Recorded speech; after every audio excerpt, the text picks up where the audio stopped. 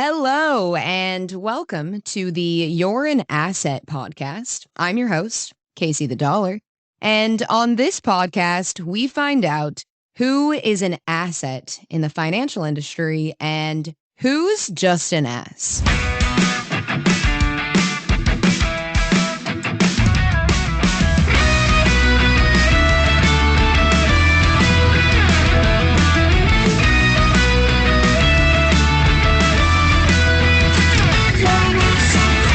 What we're going to do today is I get hundreds, if not thousands of comments on my social media pages every single month from people like you listening to the show, but also people just watching my TikTok, watching my Instagram, and I don't have time to respond to all of them. I wish that I did. I even have a social media manager who, shout out to Farida, she has gone from 0 to 100 as far as her knowledge on life insurance goes. And she does her fucking best to answer people's questions as well as she can. But that still only makes two of us watching over every single comment and question that we get all over social media. So what we decided to do was use one of these episodes, possibly once a month, to get together a bunch of comments in the form of questions that I haven't gotten a chance to answer, or that was just a really good question, and we're going to answer them. If you like this idea, you have a question that I don't end up answering today, please put your question in the comments section, and we will hopefully answer it in the next show. And something else, if you're watching the show on YouTube, would you do me a favor if you think that I'm an asset, can be now or at the end of the show? Will you put an emoji with the cool guy, the sunglasses emoji in the bottom in the caption? Please. I would really appreciate it. I would really appreciate it. And so would Farida. But so without further ado, let's get into some questions about insurance that I think people are dying to know. Question number 1. Can I roll a retirement account into an IUL? Fantastic question, right? And the answer is, I wish. I wish that you could. I wish that you could take a 401k, an IRA, a Roth, and roll it into an IUL. Unfortunately, because a 401k or a retirement account is a well-defined contribution plan, it has taxes that are due when you take income from the account. And the taxes need to be paid. Uncle Sam needs to get his money. And unfortunately, well, not unfortunately, the IUL takes post-tax money and spits it out to you tax-free. You get a lot of tax advantages with an IUL. If you need to know more about that, you can go listen to the previous episode from last week where I talked about all 3 of the tax codes that mention life insurance. So can you roll a retirement account into an IUL? Unfortunately, you cannot. Because of the tax consequences, you would have to liquidate your 401k, your IRA, your TSP, your 403b, whatever it is, in order to get those funds out of the account and into an IUL. I am not saying you should do that. I'm not saying you shouldn't do that either. It's very much a case-by-case situation. I have had people liquidate a 401k to move the money into an IUL. And I've had people not do that. It wasn't the right call. So if you have that question, you want to talk about it with someone who can help you figure out what your options are, please reach out. There's a lot of possibility when it comes to these retirement accounts. Something else you can do with a retirement account is roll it into an indexed annuity. And that's another episode as well. We got a lot of stuff covered so far, and this is only episode 9. But an index annuity is a great option for rolling over retirement accounts if you want to keep the money safe. Now, question number 2. Is it possible to convert a term policy into an IUL? It is possible. However, it's a very specific case, right? The term policy you have has to already come with the convertibility factor of being able to transfer into an IUL. Usually it's only going to be the same company into the same company. As in, if you have a Transamerica policy, a term policy, you want to transfer it over into a Transamerica IUL, you might be able to do that. I'm not saying that Transamerica has convertible term policies, just using that as an example. I do work with term policies that are convertible. You get a 10-year term. Within that 10-year period, you can convert into a permanent policy like an IUL, which I think is a fantastic thing, by the way. If you have the opportunity to get a term policy that's convertible into a permanent policy, you absolutely should do that, because then you have that opportunity to not lose your cover, right? So it is possible, but a lot, I would say majority of term policies are not going to be convertible, right? There's a lot of carriers out there that offer term, no convertibility, Primerica being one of them. But great question. If you want one of those, reach out to us. We can help you. Now, question number 3, how old can you be to open an IUL? 2 weeks old. A baby can have an IUL. Fresh out the womb, you can have an IUL. So that means parents, if you're listening, your child can get an IUL. You can have them set up before they're even a month born. That means everybody older than 2 weeks, if you're living, walking around, breathing, you can get an IUL. There is no age restrictions on the front end, at least.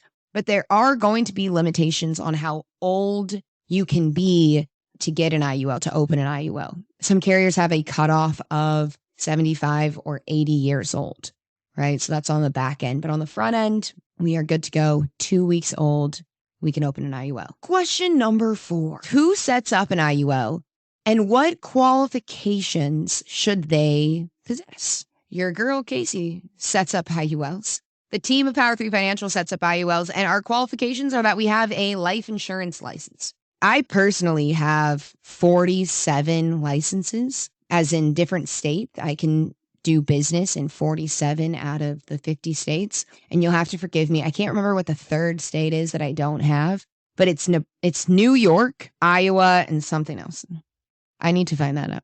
But whatever the other state is, it's just that I haven't done business there. Back to the question, what qualifications do you need to sell insurance? You just need a life insurance license, which I'm going to say it again, like 5th episode that I've said this. It's not that hard to get your life insurance license. They don't teach you things about IULs in your life insurance exam. It is very much general information about whole life and term policies and how the industry works, and different things about like anti-money laundering, right? And not to scam people, which you think that being like one of the biggest parts of the or like getting your license, people wouldn't do that, and they still do. But a life insurance agent sets up life insurance. Their qualifications are just the exam. Now, this question, it's a very basic answer, right? What it really comes down to is the knowledge of the person you're working with. If you're able to trust this person, and how do you find out if you can trust someone? You find out what questions you need to ask them and see if they're able to give you full, knowledgeable answers. A little bit tricky because, like I said, the insurance exam is not so difficult. So then it comes down to you as a consumer really knowing what you need to know, which if you need to know what you need to know, that's why I'm here. You come and listen to the podcast, watch my TikTok. You'll find out all kinds of things that you need to know when you're going to purchase a life insurance policy. And I think it's more so unfortunately, on the consumer to really understand what they're purchasing and be able to be a good read of character and feel out the vibe. Can I trust this person or not? What is my gut telling me? Because cash value life insurance specifically, it's a long-term commitment. It's a long-term commitment, and you're putting your money there. It's a contract. So trust your intuition. Don't be fooled by people who claim they're a financial advisor. I would say if someone tells you like, oh, I can set you up with a cash value life insurance policy, I'm a financial advisor, this does not make them any more qualified to sell you insurance. If anything, they're using a fancy title to make themselves look more professional, when really financial advisors and life insurance agents are very different. And not that they shouldn't be blended, but I would never call myself a financial advisor. I'm an insurance strategist. I specialize in cash value life insurance. And so that right there, it goes to your honesty thing, right? Look for people who are honest. If they're trying to fool you with their financial advisor title. Next question. Let's see. Is it too late to start an IUL at 58? And would there be a medical exam? Great question. So we kind of covered that. It's not it's not too late to start an IUL at 58, for sure. The problem comes down to the amount of money you have to fund the policy, right? It might not make sense if you don't have the capital to fund the policy. So if you're 58, I would say it would be at least 15. Let's go with a safe 20 times your age, right? So if you're 58 years old, I'm going to say around that $1,000 a month range would be kind of the minimum you want to be at for funding an IUL, and just now starting it, because cost of insurance gets more expensive the older we get. And overall, that means the size of the policy is going to be bigger. It's going to be more expensive. You need to put more money into it. And if you want a income from the policy, if you are focusing on cash accumulation, you got to get as much money into the policy as possible, cover those fees, and then hope that hopefully we're earning 7 to 9% interest each year. But if we only did, say, that $500 range per month, $6,000 a year, we just won't see a substantial amount in the cash value. And if that was your goal, I would say it's not worth it anymore. But if you can put a large sum of money into the policy each year, people start IULs in their 50s to 60s all the time. So it's not too late, just depends on what kind of money we're talking about. And then would there be a medical exam? So myself, as a 28-year-old, I did a medical exam, okay? I just had a client this morning who's 46, no medical exam, done, passed through. I know other clients, they're in their 50s, 50s to 60s, no medical exam. But then a 17-year-old had to get a medical exam, right? It totally depends on you, your health, your medical history, and what you end up filling out in your application to get the policy. So medical exams are absolutely case by case. There's no way for me to know, like, would there be one? And most of the more reputable companies are going to want a medical exam. If they are more likely to require a medical exam, their product is probably a little bit better, right? Not that we need to jump through hoops, but when a carrier is particular about who they insure, that means they know that they have a good product, right? So I don't mind doing a medical exam. Like, that means I'm getting a product that's good that maybe other people won't have access to, right? I think that's a good rule of thumb. Like, if a IUL carrier is just like, oh, you're approved, you're approved, you're approved, I bet the cost of insurance on that product is way higher than the company who's really doing all of their checks and balances to make sure that you're approved for the policy. Okay, question number 6. If one decides to terminate their current policy, would they get their money back? Depends on when we're talking about in the life of the policy.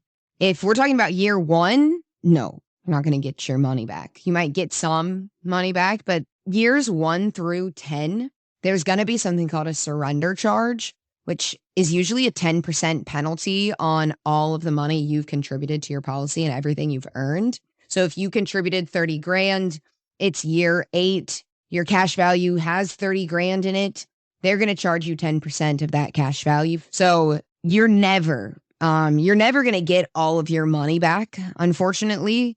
Even if it's, let's say it's year 15, you've contributed 50 grand, you have 100 grand in your policy, you want to cancel, they're going to give you your money back, but now you're going to pay capital gains tax, which is why life insurance policies are a long-term commitment. You should not be considering canceling. Now, I understand there are situations where, like, you have to cancel the policy. Maybe it sucks.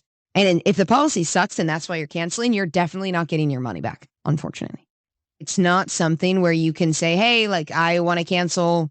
I just don't want the policy anymore.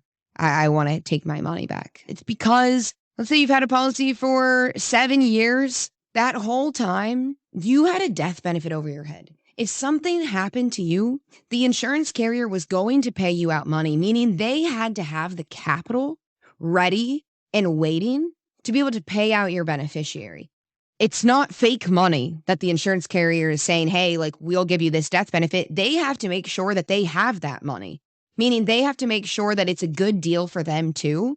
So when you cancel, like, halfway through your policy or in the first 10 years, they've spent a lot of money to make sure that they can offer you the benefits that you signed up for. And if you decide you don't want them anymore, they still spent money to make those promises to you. Getting a life insurance policy is like starting a business with the insurance carrier, right? You guys are in business together.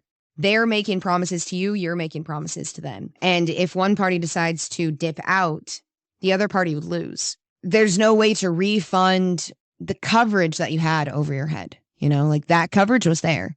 And you have the opportunity to cancel your policy and get some money back, but it might not always be an equivalent to what you had. And if you have more in your policy and your policy is doing well, just going to say it again, like, I don't know why you would cancel it, right? You have an asset that's earning money tax-free and you can take the money out tax-free. You can leverage against your asset. Why would you cancel that?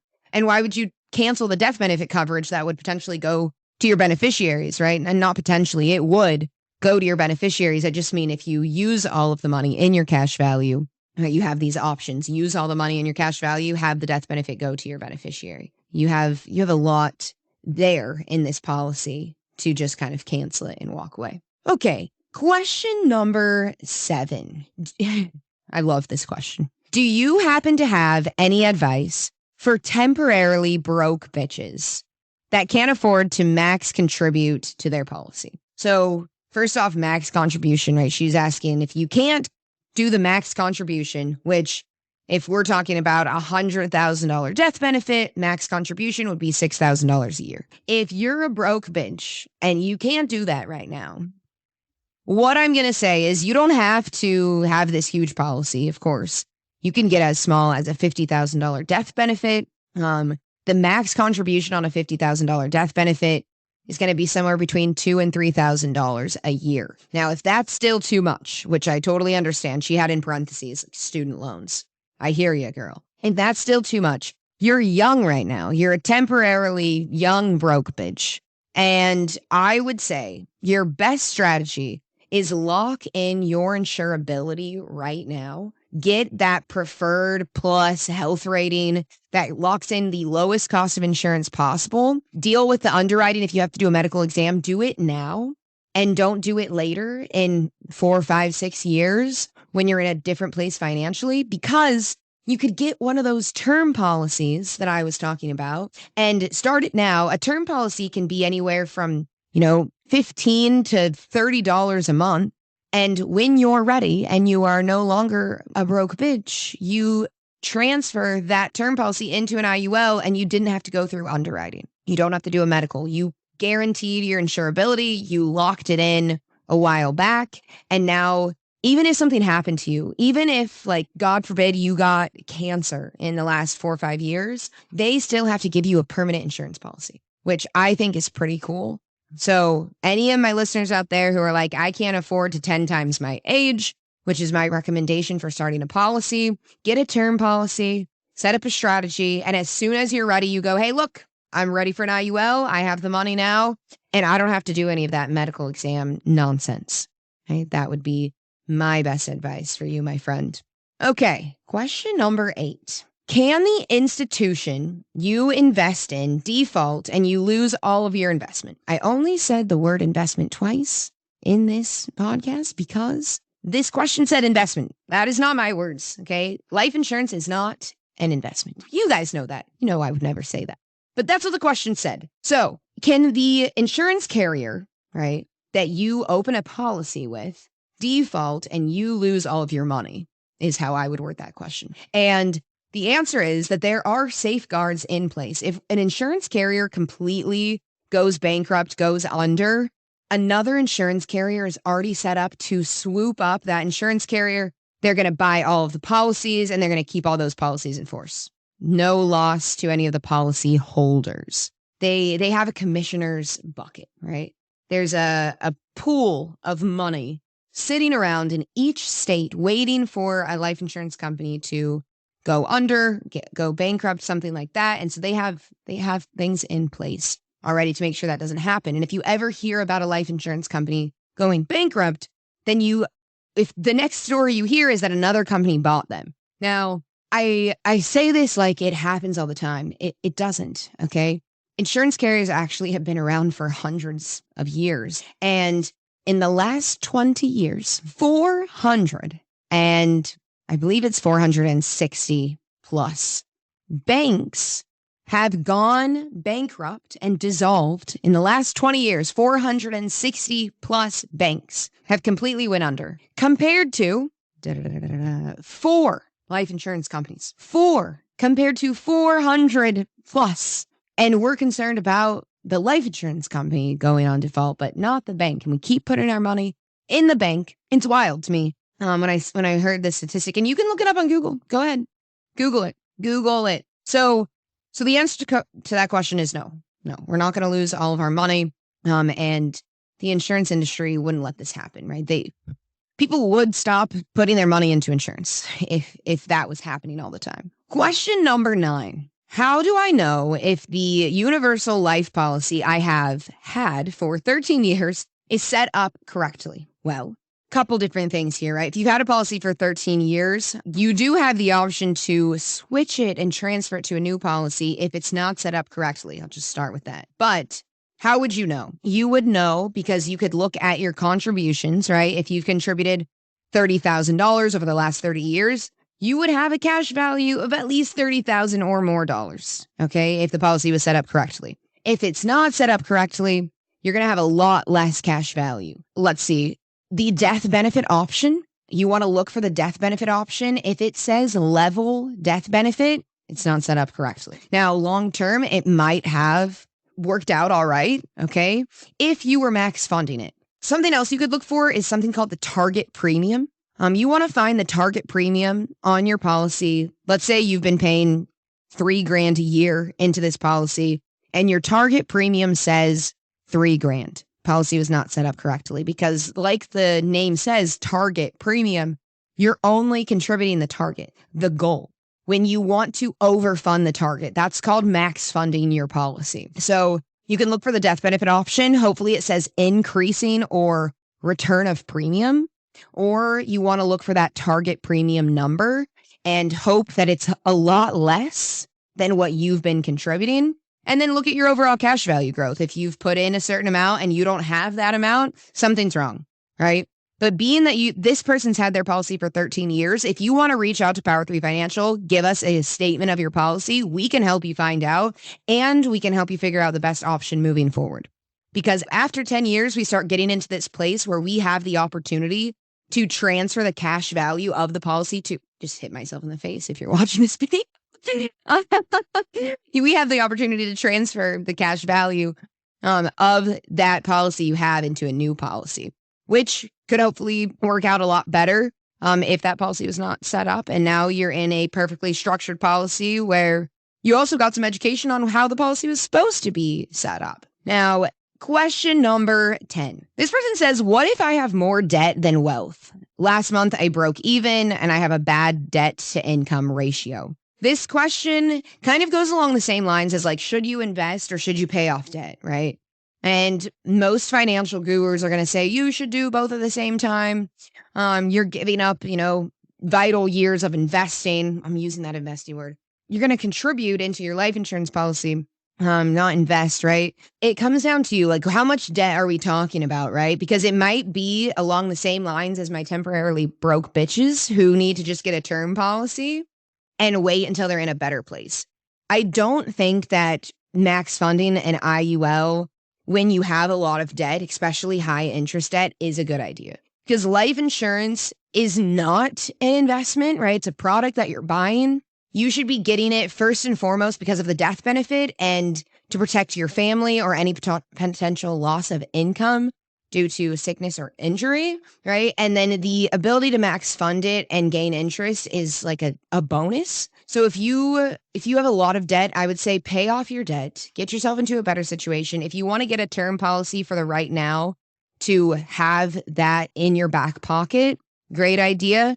Our friend McCall Marshall says something really great. She uses this line like, we want you to plan for your future without destroying your present. Basically, the life insurance policy should not be a stressful thing. It should be an exciting thing that you get to do and that you get to fund. But when that debt to income ratio is breaking even every month, a term policy would be your best bet, or actually putting your money into the market invest in something safe like an index fund. And you'll have to get information about investing into index funds from somebody else because I am not licensed to advise you on that. But that's what I would do. Now, let's move on to question 11, our last question of the day. I posted a video on TikTok where this guy was talking about how he has like 7 insurance policies and he's funding them a good amount, of course, right? He's a rich person. And somebody commented, it's cool if you have the savings to buy a jet or property, etc., and then pay yourself back. Otherwise, I don't get how it's useful. And I really appreciate this outlook on it because it's true. It seems like rich people can really take advantage of cash value life insurance. They have all this extra money. They throw it in there. They go out and they buy themselves real estate. They buy themselves a jet. That's what that guy was talking about in the video. And how is your average person going to get any use out of this? Well, if you ask me, let's say it's 3 years into your policy. You've been contributing $6,000 a year. That's $18,000 you've contributed. You're going to have a cash value of over 10 grand. Okay. And that money, you have access to it. You can loan it to yourself at any time. You can leverage your asset. Now, let's say that your car breaks down and you have a $3,000 car bill that you have to pay. Your options are take the money from your savings and deplete your savings, or loan yourself the money from the cash value of your insurance policy, leverage your asset, and pay yourself back slowly over time. That's where we have a real life example of, hey, I don't have to take this cash and spend it. I can go leverage this policy's cash value, loan myself the money, not have to use my savings account, and then I'll pay myself back over time. And when you pay yourself back interest into your cash value life insurance policy, guess what? You are the one that gets the interest. The interest goes back to you and you could borrow it again. It increases the overall value of your policy. When you use a loan rate called a participating fixed interest rate, the interest on your loan, let's say a $6,000 loan has a 5% interest rate, that's $300. That $300 of interest gets to sit and earn interest with the rest of your money. So you're going to earn interest on more money than you would have if you hadn't touched the policy, if you hadn't have loaned money. So right there, a very small, very real life example that anybody could relate to. That's how it's useful. You don't have to think, I can't afford a jet. I can't afford to go get rental properties.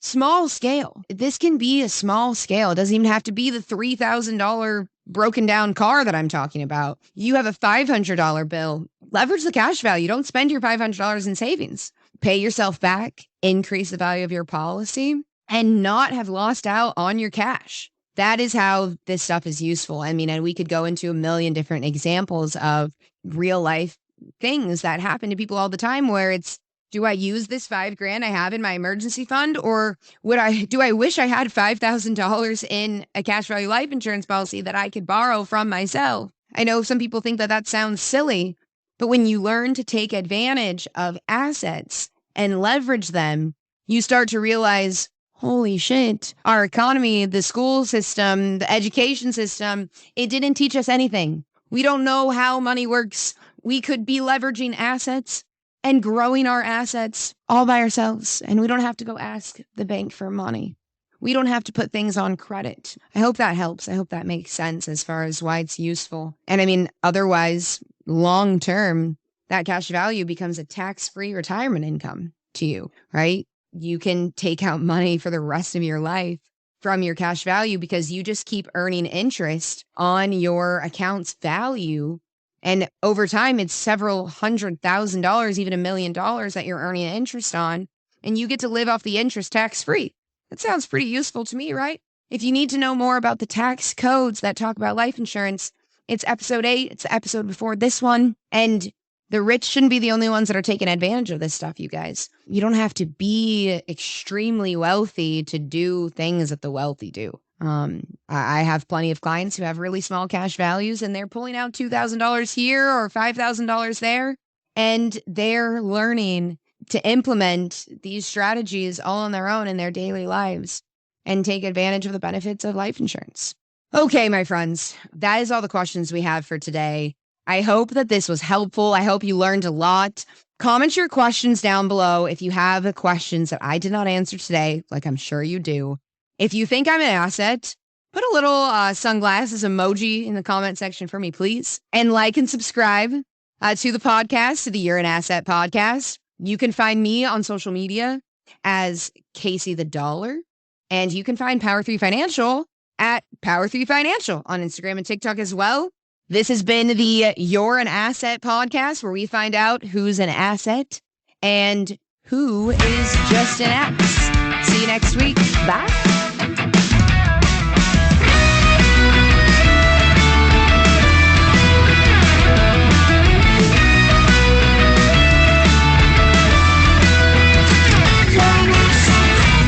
The You're an Asset podcast is not giving financial advice. We are not licensed financial advisors, and our licensing is strictly in insurance products. The information that we talk about is specific to the products that we work with. We cannot guarantee that other agents will have the same product features that we discuss on the show.